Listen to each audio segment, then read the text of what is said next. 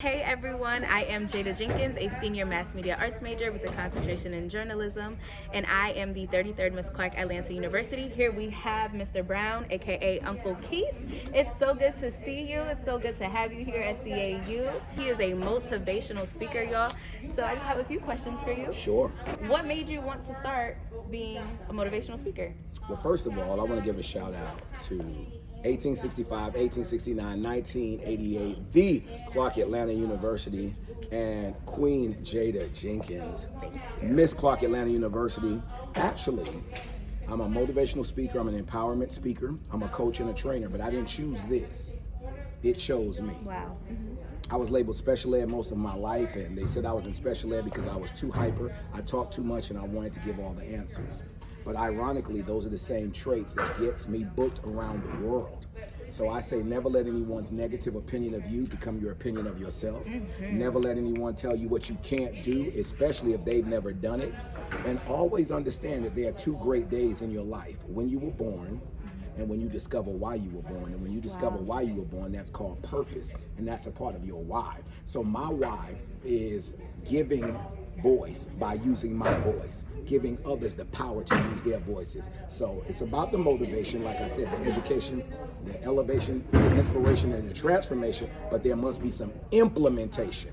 So when I speak, I hope that individuals will digest what I said and go and do the work. So once again, I didn't choose this career. It chose you. It chose me. So who do you choose to go to become motivated?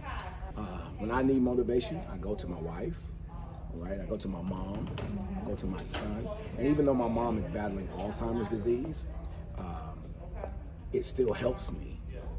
Even when she doesn't understand the conversation we're having, I still see that mother who raised me, who was a light for me.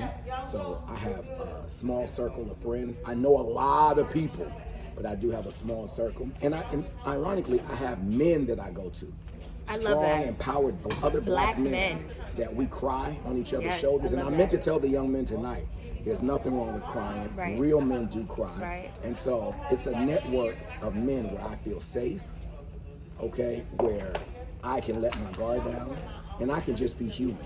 And so I said, as I told the scholars tonight, you don't need a certain number of friends, just a number of friends you can be certain of. Right. And I have some good family members too. I have some who we don't always connect, but I have a strong support system. And just anyone who enlightens me, Jeydah. Like tonight, what we're doing now, this is enlightening. So whoever gives me that love and that upliftment, that's where I'm gonna go to. Because we deserve to be loved, to be uplifted, and to be fortified. I love that. Wow, you are really, really, really, really, really dropping gems. Like, I'm so inspired right now. Thank you. And then I guess my last question, because we are at the illustrious Clark Atlanta University, we are at this beautiful HBCU with a lot of Black youth and Black young scholars.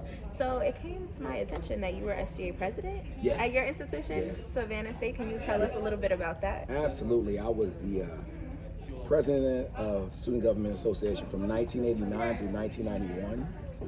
Oh, wow, all the way? All the way. Oh, you're a superstar. HBCU superstar. HBCU. And let me tell you, I was lit, I was turned up, I was all of that, but I was also an activist. Right. And it was during a time of apartheid. When President Mandela he wasn't president then because he was imprisoned in South Africa. I actually got a chance to visit South Africa.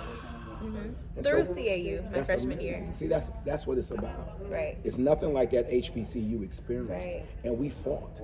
I mean, we stood up against apartheid. We had sit-ins on campus. Wow. Okay? When we know that there were changes that needed to be made on campus, we did that. And yes, we partied. Yes, we had the step shows, the homecoming, all of that. But we were activists and we were advocates and we stood for something.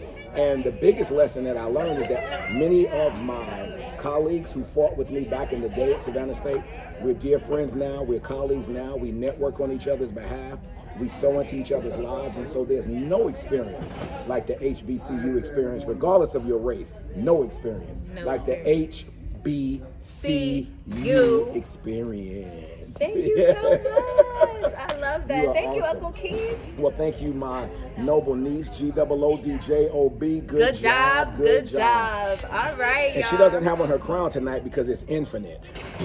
The crown is here. Okay? The crown is infinite. So CAU continue to be Panthers. You got to be purposeful. You got to be ambitious. You got to be noble.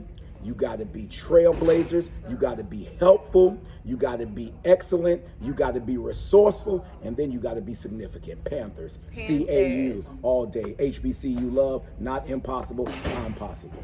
All right. Thank you so much, guys. This is Jeydah Jenkins and Uncle Keith signing off.